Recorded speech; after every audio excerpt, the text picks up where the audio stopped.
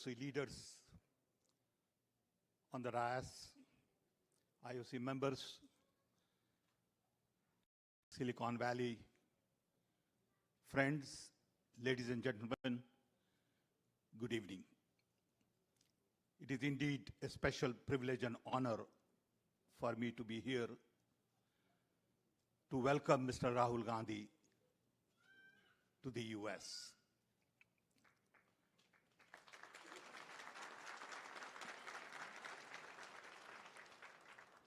I want to especially thank him for taking time out from his very busy schedule, not only come to the US, but agreed to spend 6 days with us. He came in this morning at 7 o'clock, and we had our first meeting at 12. This is second meeting. We have a major event tomorrow at Stanford University. Then we go to Washington, D.C., where we have series of interactions with press, political leaders, think tank people, NGOs, business leaders.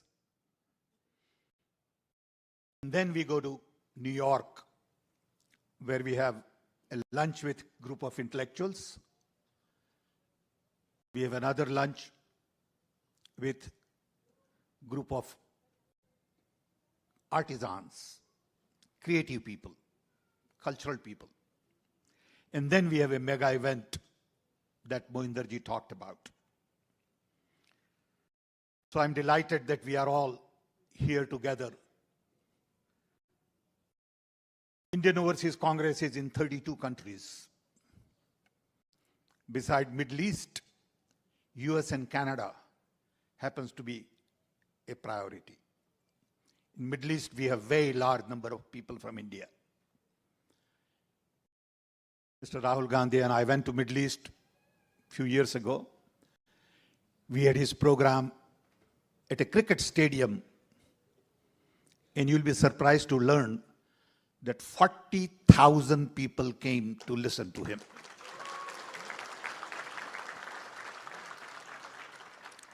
We had 1,100 buses lined up. It is a major task whenever we organize an event for him. I get hundreds and hundreds of requests to meet him personally, talk to him, give me photo opportunity. And unfortunately, we have not been able to meet all the requests because of the time constraint. But I must say the enthusiasm during this visit is much more than I have ever seen before. Partly because of victory in Karnataka, and mainly because of his walk.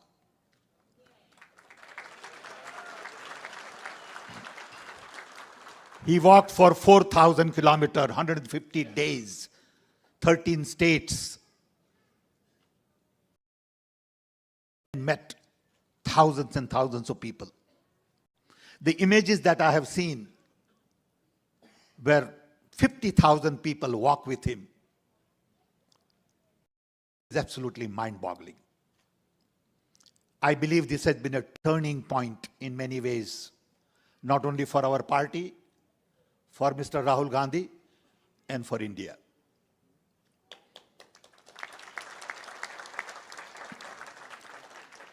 We are here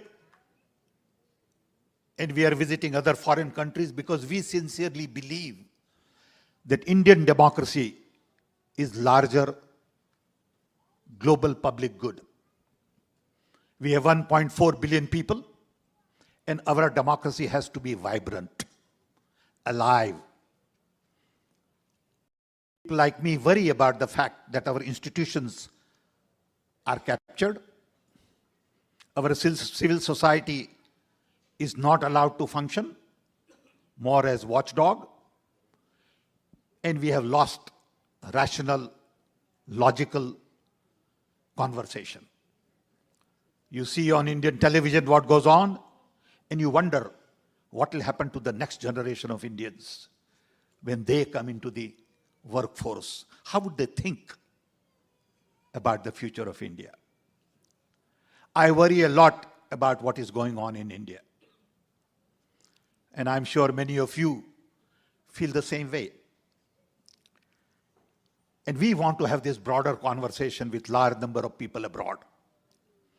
Because democracy is going through some strains in many parts of the world. We had in the US 4 years of confusion. We are still not done with it. In other countries like Turkey, even to some extent Mexico, Hungary, and I can go on and on with the list, where democracy is going through a serious challenge, partly because of social media, because everybody and his brother has opinion about everything.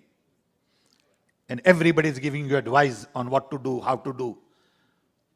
Even those who can't find a job has list of advice for the Prime Minister of the country.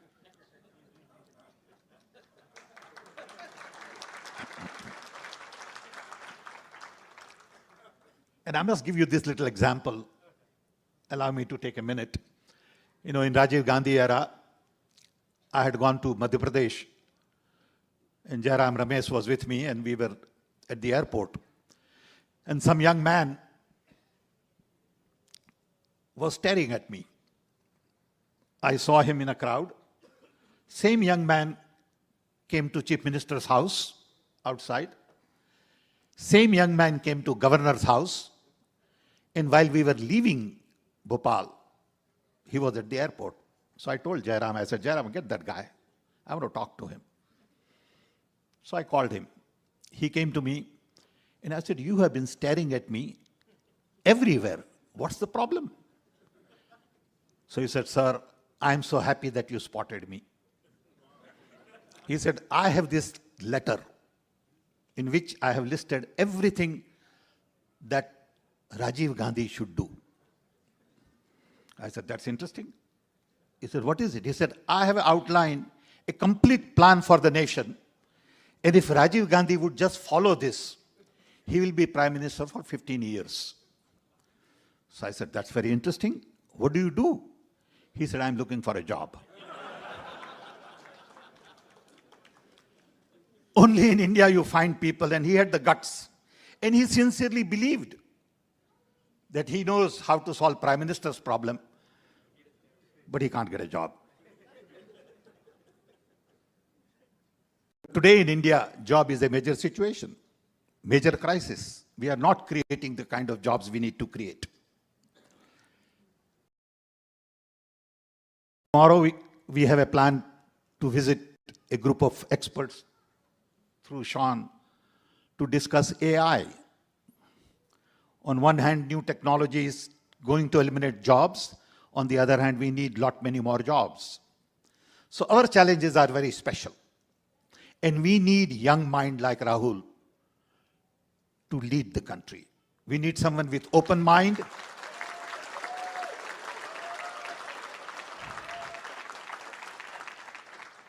We need someone who has broader exposure, global experience, and that's the reason we are all here, meeting and interacting with large number of people.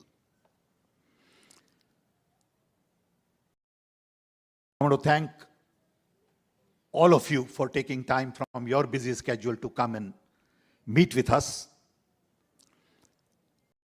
I know that the road ahead is pretty complicated. It's not that simple.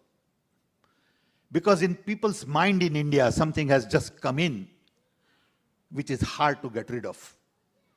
That India belongs only to Hindus' idea of India. Our idea of India is very different. I was born in a small little tribal village in Orissa during British Raj. And right in front of my house was a Muslim. On left was Jain. On right was Sardarji. In the back was tribal Oriya. And we all lived together like family. No one ever thought that this fellow is Muslim and that fellow is Sikh. They were all uncles and cousins. We all played together. That idea of India is being threatened. And to me, that is the core idea of India. Diversity, inclusion, truth, trust, love. All of these ideas are being challenged. And it hurts. At my age, it really hurts, believe me. Because I felt when I will get old, the dream that we all had as little children of India will be a reality. We have made a lot of progress in the last 75 years in technology. The fact that many of you are here, including me, is because India gave us the education at very low cost.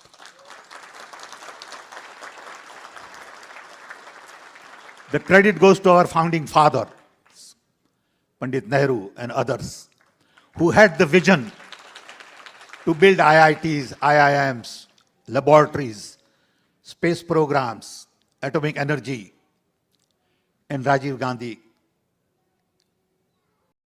gave push to IT and telecom. I had a chance to work with him, and I will never forget the fact that he gave meaning to my life. My life had no meaning except being an engineer. He had the political will, not only to give meaning to my own life, but create jobs for millions and millions of us. And then when Prime Minister Modi says that nothing got done for 70 years, it hurts. But that's okay. Because I'm used to listening to lies for last many years. So, I have nothing against individual. My problem is the very core idea of India that I grew up with is being challenged.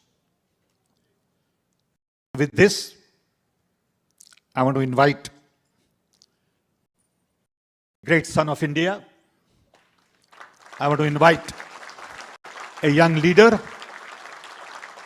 to tell us a little bit about his journey for 4,000 kilometers. I want you to learn a little bit about how he could do it. What did it mean to him?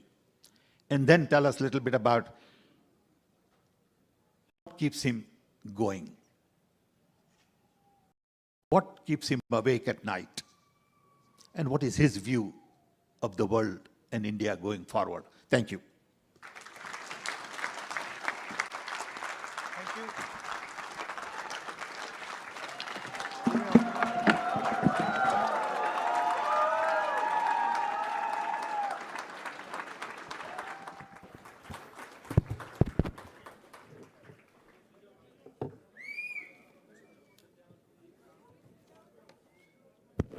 Mr. Sam Pitroda, Mohinder Singh ji, Sahab Bullar ji, Sandeep Vagela ji, Gurpreet ji, Shan Sankaran ji, Madhu Eragu ji,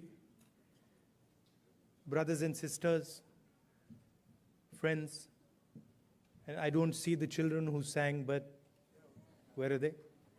Yeah.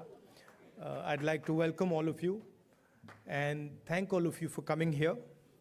And also thank the wonderful children for the song they sang. It was sung very movingly and very well.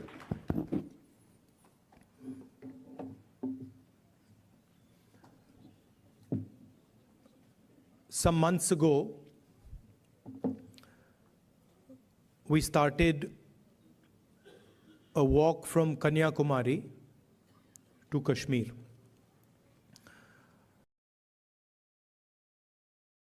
Prior to walking, we were finding that the normal tools that we used to use for politics, conversations like this, public meetings, was simply not working anymore. All the instruments that we needed to do politics in India, they were controlled by the BJP and the RSS. You know, people are threatened, cases are put on people, agencies are used on people. So we also are finding that in some way it had become quite difficult to act politically. And that's why we decided to walk from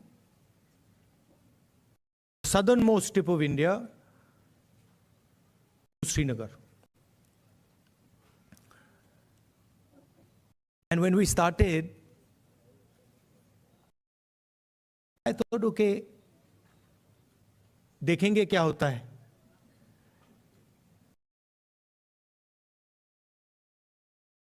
After 5 or 6 days, we realized that actually walking 4,000 kilometers is not an easy thing.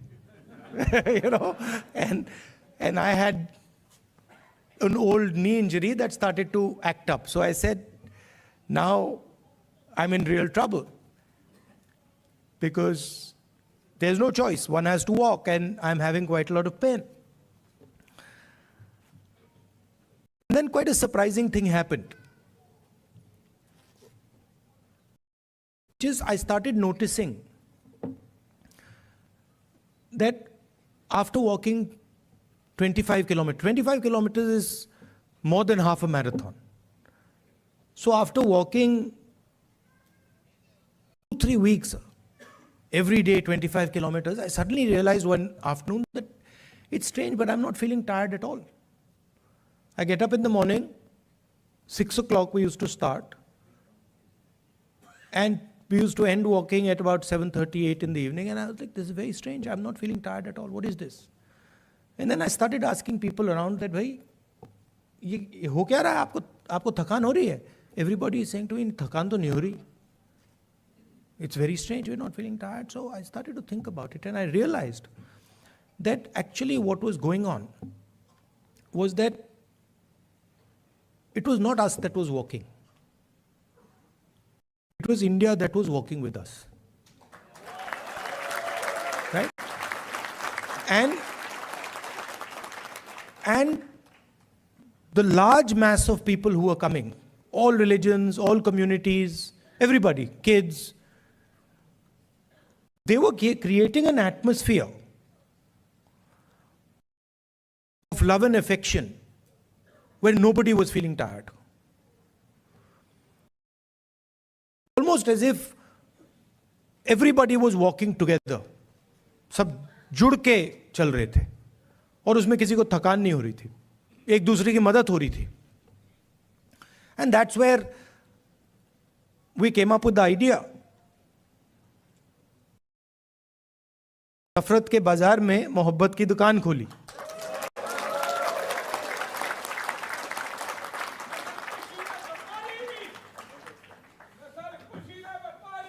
Welcome welcome.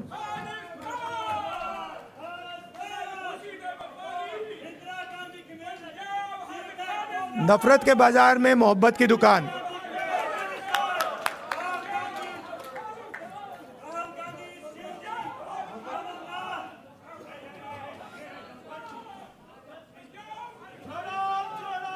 Bharat जोड़ो.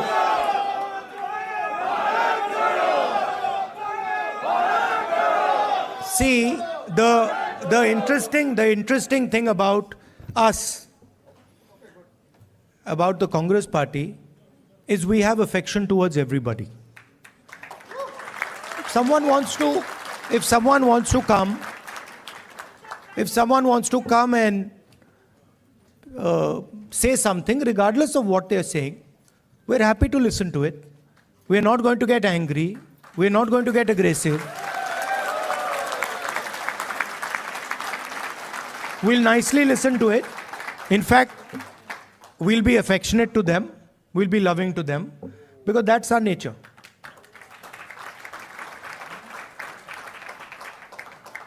So we found that when everybody started walking together,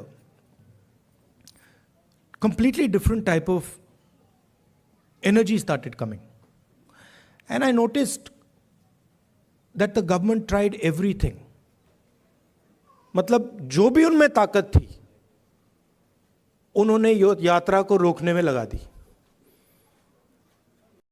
TV से उतार दिया, police को use किया, मगर कुछ काम नहीं कर रहा था.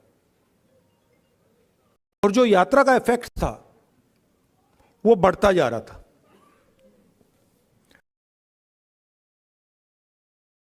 क्यों हुआ? क्योंकि आप सबने हमारी मदद की. सिर्फ not only in India, Bharat Jodo is an idea that is in all your hearts. And it is about respecting each other and being affectionate to each other. It is about not being violent towards each other, not being arrogant.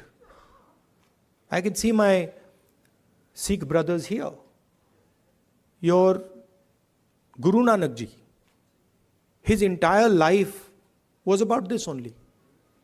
That be humble, right? Be humble, be affectionate.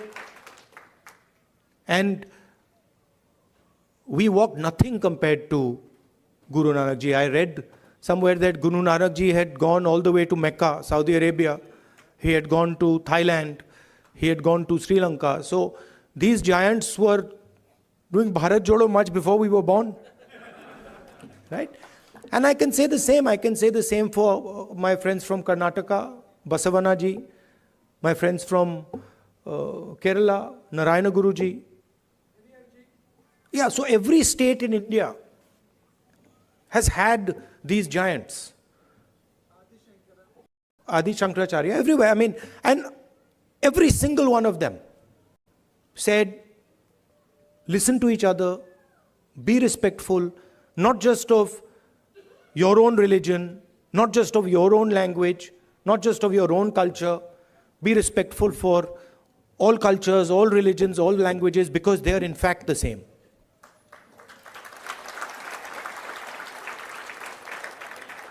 And the assault that is taking place in India, it's taking place on our way of life.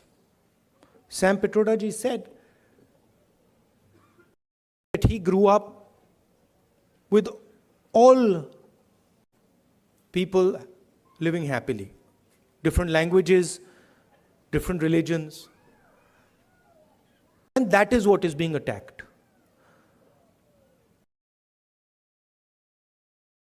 Also, the tradition in India, and again something leaders like Guru Nanak ji, Basavana ji, Gandhi ji emphasized was not to be under the impression that you know everything. That the world is too big, too complicated for any one person to think that he understands everything and he knows everything. And so really that is the disease that Sam sort of outlined. That is the disease, that we have a group of people in India who are absolutely convinced that they know everything. In fact, I think they think maybe they know even more than God. They could sit down with God and have a conversation and explain to him, about what is going on. And of course, our Prime Minister is one such specimen.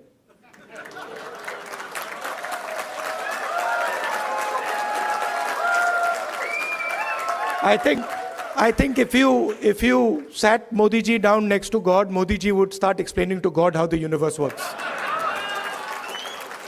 Right?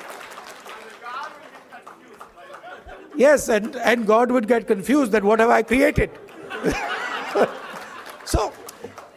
So these are funny things, but really this is what is going on. We have a group of people, who understand everything. They can speak to scientists and explain science to them. They can, speak to historians and explain history to them. They can explain, warfare to the army, flying to the air force, whatever they want they can, And at the heart of it is mediocrity. That they actually don't understand anything. Because in life, you cannot understand anything if you're not ready to listen. There's something, the biggest lesson I learned from Bharat Jodo Yatra, that there is something to learn from everybody. We are much older than those children. But I can guarantee you, they can teach us all how to sing. I was looking at them and I was saying, I can't sing like that. It's impossible. So, when you look at another person, you have to appreciate that they have an experience, they have a life, they've seen things, and maybe you can learn a lot from them. Maybe if you open your ears, you can listen to them and learn from them. And that is actually the Indian tradition. If you look at our country, you will find that our country has the ability to absorb any idea that comes. India has never rejected any idea. Everybody who has come to India has been received with open arms, and their ideas have been absorbed in India. And that is the India that we like. India that respects the rest of the world, India that is humble, India that listens, India that is affectionate. And that is the India that you represent. You would not be here if you did not agree with these values. You would, if you believed in anger, hatred, arrogance, you'd be sitting in a BJP meeting. Right? And I would be doing Man Ki Baat.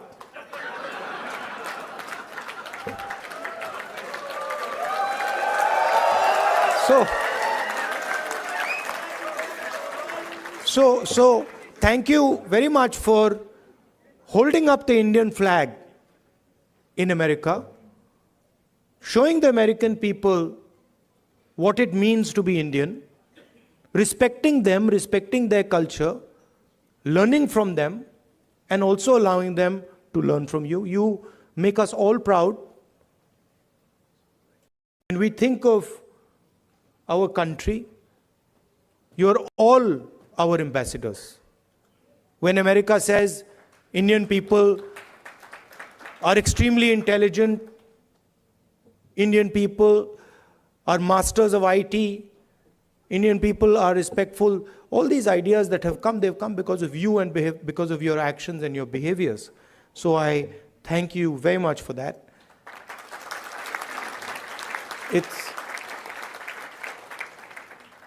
I came here this morning. Sam organized the flight. I arrived 16 hours. After 16 hours flying, 6:30 in the morning. I thought I'd be tired, but I'm not tired at all because of the energy that you have given me. Thank you.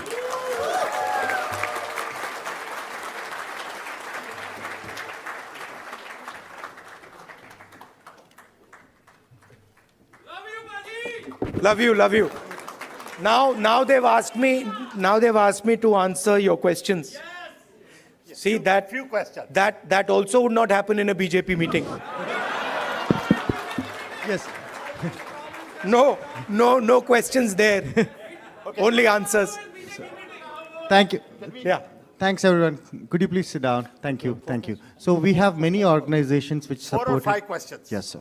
Okay, quick. Yes. Or opinions. It doesn't, whatever. Yes. Yeah, but So when we you have. ask people questions, they automatically assume opinion is included. Yes. So we have women who played major contribution for this program to be successful.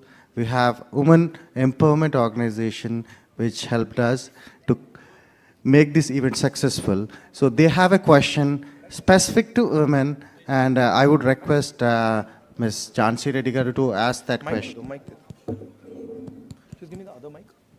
Welcome, Rahul ji, for California. And as a Women Empowerment Telugu Association, my name is Jansi Reddy. So I would like to ask you two questions regarding this women bill that has been, in the court for almost more than half a century. So when the Congress comes in power, Which women's bill? the women's reservation rights. So that bill has been there for more than a quarter century. So as a Congress leader, what is your thoughts on it and how are you going to deal with it? That's of my first question. The second question is, in India, it's very hard for a woman for the safety issue. So what are we going to, offer our next generation of the girls in India? Thank you. So on the women's reservation bill, we are committed to that. We wanted to pass it in the last government, but some of our allies were not too happy with it, and they didn't give us the support for that bill. But I'm confident when we come to power, we'll pass that bill. I think part of the answer to your second question lies in the first question. If we empower women, if we involve women in the political system, if we give women space in the governance of the country, if we give women space in the businesses of the country, we will automatically make them safer. So I think involving them in politics, involving them in business, involving them in running the country are the way to give them power. Thank you. Thank you. So we have another Tamil community organization, who united entire Tamil organizations, and they have expressed their support. So they might differ on the Congress party, but they have come here for the love of Rahul Gandhi today. So I would like to invite Mr. Pugal, if you are here. Yeah. Thank you, Sandeep. Hello, Rahulji. My name is Pugal Anbu. I'm the president of Indo-American Society for Science, Reason, and Free Thought. I also represent Tamils who live in Bay Area. On behalf of our people and on behalf of people who believe in science, reason, and free thought, I would like to point out we are honored, humbled, and most truly proud of your journey about opening up the shops of love on the streets of hate all over the India. Tamils have long tradition of harboring brotherhood mindset throughout their civilization. 3,000 years ago, our forefathers said, Yadum ure, Yavarum kelir, Pirapukkum yella uyirkum. Translation, all human beings are created equal, and every town is our town, everybody is our relative. To us, India is like European Union, with each state having its own language, its own tradition, its own festivals, its own cuisine, dress code, way of living, etc., etc. They are all different, yet we live under one country called India. Therefore, it is deeply saddening to us when someone from the union government trying to impose one language, one culture, one tradition, one religion, one school, etc. Recognizing this diversity to make India a robust country, our beloved leader, the Dravidian icon, former Chief Minister Dr. C.N. Anathurai proclaimed, both in Parliament and in public forums, for Manilathil Suyachi Mathil Kutachi, which means autonomous rule at the state level and federal rule at the union level. Dear Rahulji, you have studied in America and you have traveled within United States extensively, and you know much better than anyone else in this room that America is the best example of federalism. Each state has its own constitution, its own Supreme Court apart from federal laws. Whereas in India, Congress party did have its own share of problems in the past. But the times have changed. The new thinking has emerged, and you are the epitome of the new thinking. You are the beacon of hope on the streets of hate in India. Therefore, my question to you is that, like United States of America, what's your thought on making India as a true United States of India? Thank you, Ji. If you read our constitution, the definition of India in the constitution is a union of states. And within our constitution is the idea that the languages, cultures, histories of each one of our states has to be protected under the Union. So what you're talking about is already incorporated in our constitution. It's already there. The BJP and the RSS are attacking that idea that you mentioned and also the Constitution of India. That's the fact. Now, for me personally,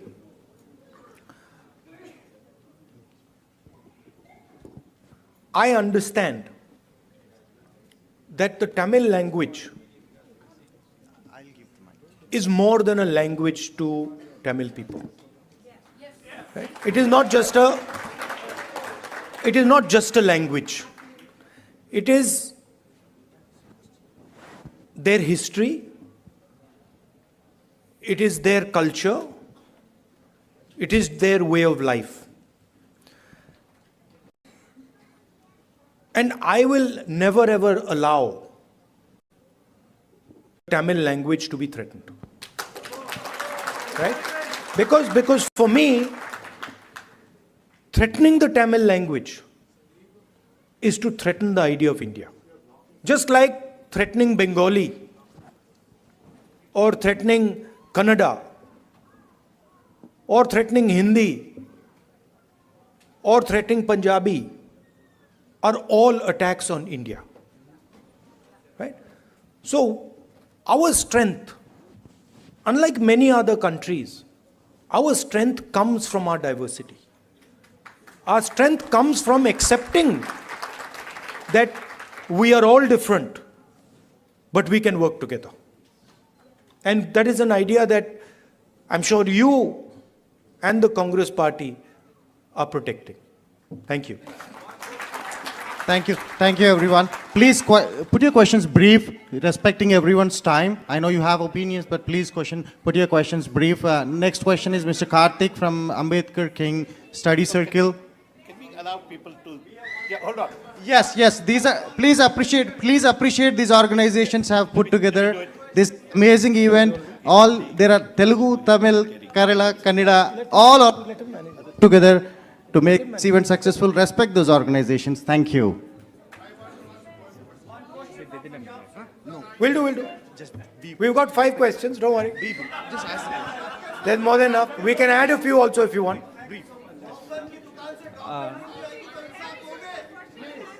Hello Rahulji, I am Ganapati from the Ambedkar King Study Circle. First of all, welcome to San Francisco Bay Area. We wholeheartedly thank you for taking up the fight against the fascism. So this rise of fascism is not a mere coincidence. So we believe in the social and the economic equality in the society, and the inequality actually creates a conducive environment for fascism to emerge.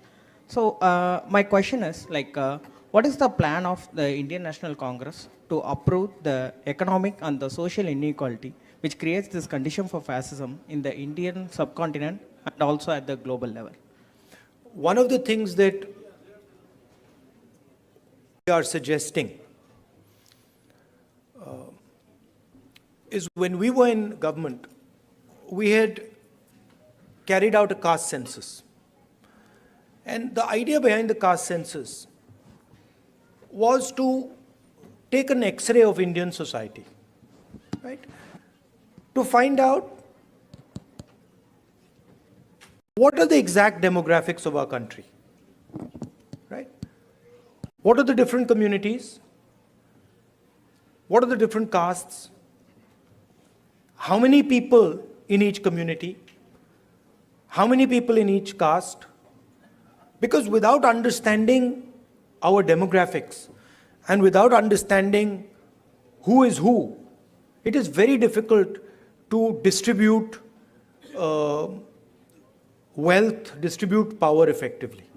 So that was one idea that we had, and we've been putting pressure on the BJP to release the caste census, the numbers in the caste census. They are of course not doing it, and we'll continue to apply pressure, and if we come to power, we will do that.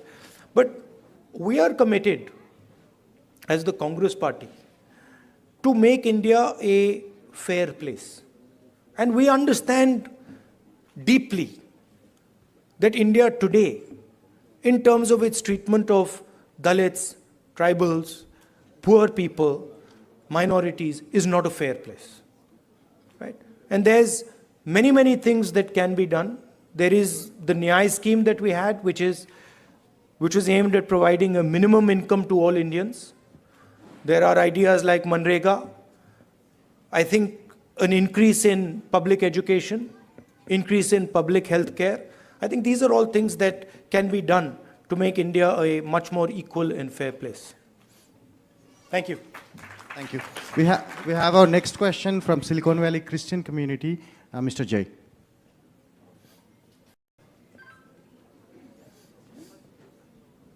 Rahulji, now the Parliament Lok Sabha seats are increasing to 888. What's your take on it? There's a proposal that Modi ji is actually working on. It is going to entirely be based on population. It is going to tilt, the orientation towards the highly populous states, getting more and more lion share of the revenues and everything. So how is it going to change everything? Minorities are going to get even more depressed. Majorities are going to be, making everybody vulnerable. So what's your take on it? I'd have to look at exactly how they're thinking about doing it. But I think one has to be very, very careful when one changes the representative structure of a country. So I'd be quite interested in understanding exactly how they've come up with the number 800 and what are the criteria that they're using. These things should not be done flippantly. India is a conversation. India is a negotiation between its languages, between its people, between its histories and cultures, and that negotiation has to be fair. Meaning, all parts of India, all the states of India should feel that there is fairness in the process of negotiation. If I see exactly how they're coming up with 800 and what is the design, then I would be able to answer whether I agree with the number 800, but I haven't seen the way they're calculating it.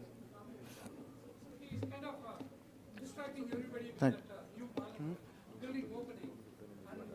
Yes.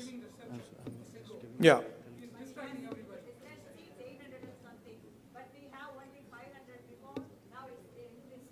Yeah, but it depends how the ratios change. Yeah, it is currently based on the population, but you'll have to see how the ratios change. I think the Parliament House, these are distractions. The real issues in India are unemployment, price rise, spread of anger and hatred, a crumbling education system, price of education, price of healthcare. These are the real issues. BJP can't really discuss them, so then they have to do the whole scepter thing, lying down and doing all that. So, aren't you happy I'm not lying down? Thank you. Thank you. One more question from Bay Area. One more question. भैया One more question. भैया मगर disturb मत कीजिए. One more question. So this is करेंगे. from the Bay Area Muslim community. Please Insaf respect the करेंगे. community. One question from the Bay Area Muslim community. This is Mr. Mohammad Khan. Please go ahead.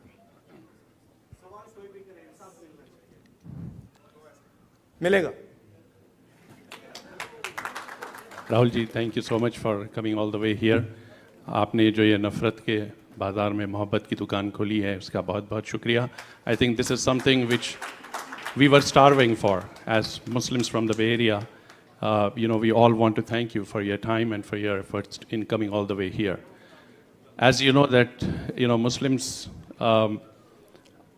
have the security threat today. It was never before. The way we see today, like whenever we call and talk to anybody, it's like, kya ho raha hai yahan pe? What's going on? There are so many different laws which are getting implemented, which were not even implemented earlier. If it is just of the security, it's okay. But then if it goes on and on, like inching आप ले लीजिए, मुसलमान बच्चों को जो है, they are putting in the jails for the crimes which they have not committed. What strategy will you adopt, or what hope are you giving to Indian Muslims, which is going to change the whole thing back to the point where we were and get back to the normal stream to develop India? The best way for me to explain that is the line, Nafrat ke bazaar mein mohabbat ki dukaan. That is the best way I can say it, which is that it is felt most strongly by the Muslim community, okay, because it is done most directly to them. But in fact, it is being done to all minorities.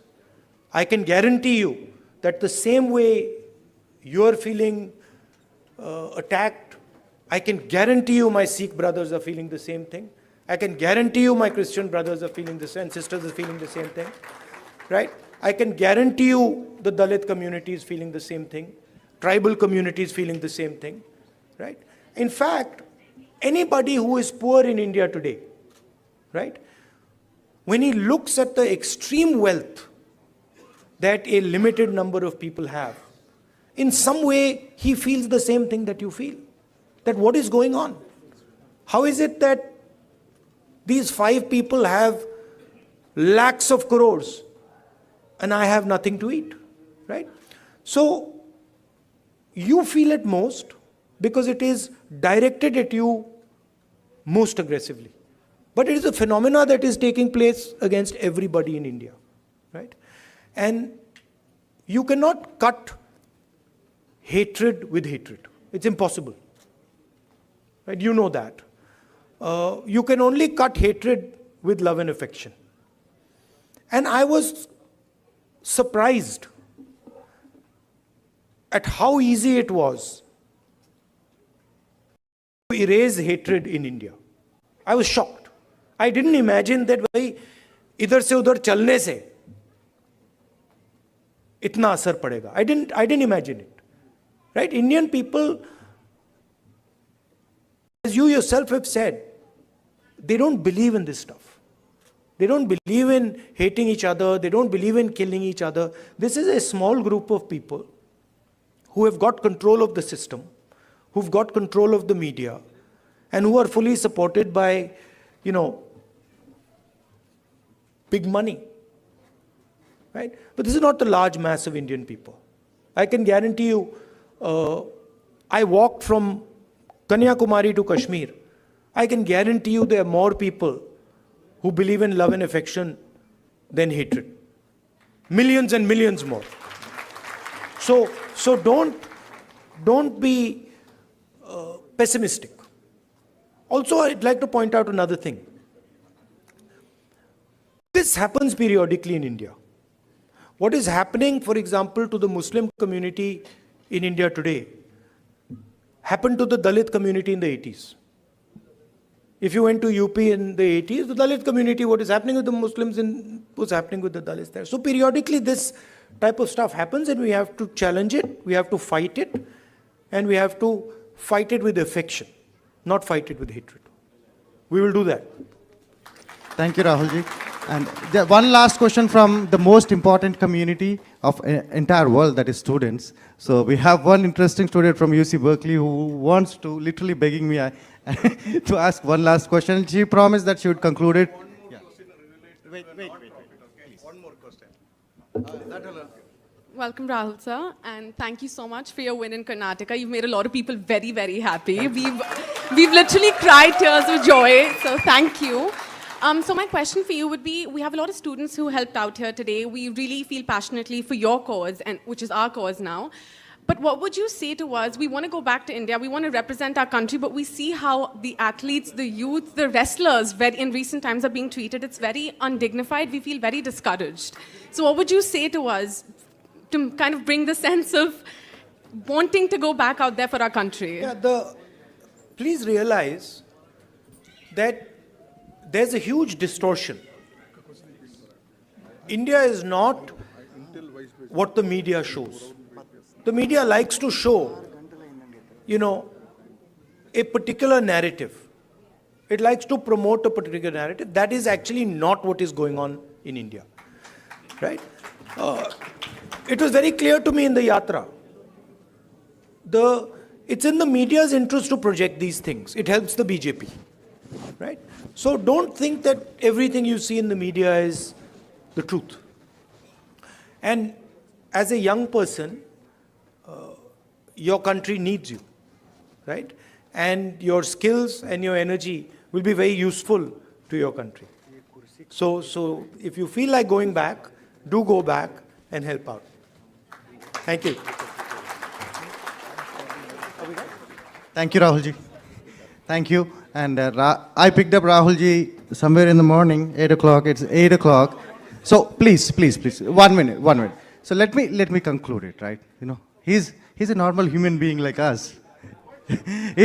He's not superhuman. He's normal human being. Please, 1 minute. Let me thank the organization. So last question, I like the question, which is, what do I suggest that you do? Right? Yes. You are all ambassadors of a particular vision of our country. You believe in humility, you believe in respect, you believe in being affectionate to each other. So do not answer anger and hatred with love and affection. Show them that you're not like them. You should support the ideas that will defeat the BJP. Thank you very much. Thank you, everyone. Thank you. Okay, now please return to your seats. We're going to have national anthem, Indian national anthem. Please return to your seat. Please return to your seats. We have Indian national anthem. Please stand up. Return to your seats. Stand up.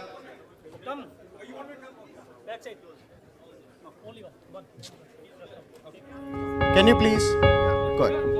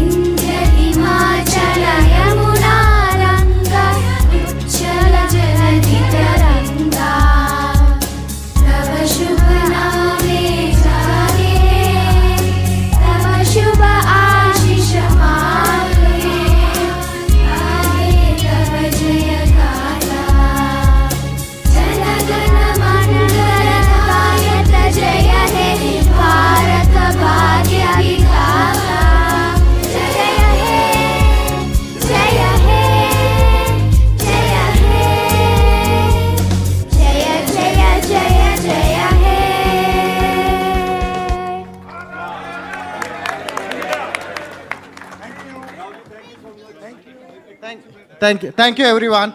Thank you. I would like to just. Selfie with the crowd. Yeah. No. So please, guys.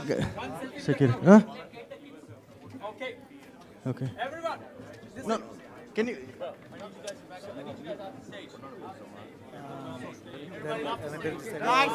Security guard. Okay, Rahul ji. No, cushions are. If you don't mind. Yes.